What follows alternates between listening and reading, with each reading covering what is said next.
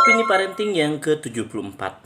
Ada 5 hal yang perlu orang tua ajarkan kepada anak terkait dengan pertemanan. Berteman, berinteraksi sosial, dan mulai terbuka dengan lingkungannya adalah salah satu hal yang penting untuk anak. Namun kita harus memberikan pijakan dan juga boundaries atau batasan-batasan dalam berkehidupan bersama teman. Membangun pertemanan membutuhkan waktu. Dari itu, mereka harus sabar dengan suatu prosesnya.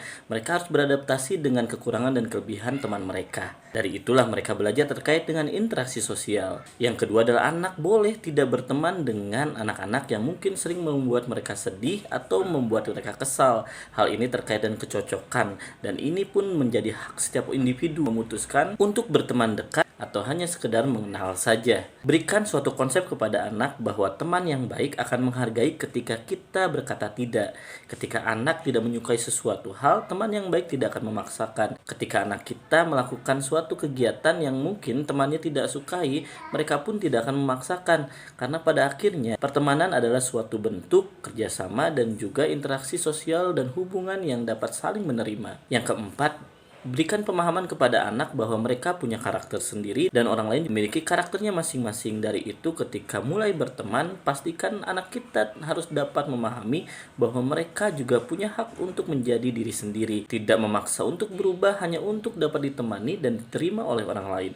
Dan yang terakhir, yang harus ditegaskan kepada anak kita bahwa tidak semua orang akan menyukai kita.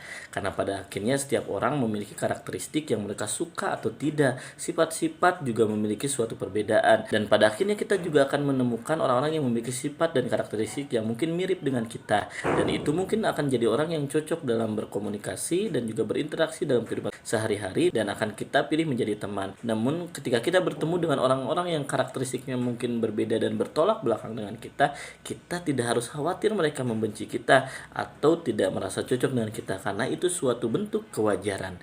Interaksi sosial bukan hanya terkait dengan kecocokan, namun bagaimana kita secara bijak menerima perbedaan.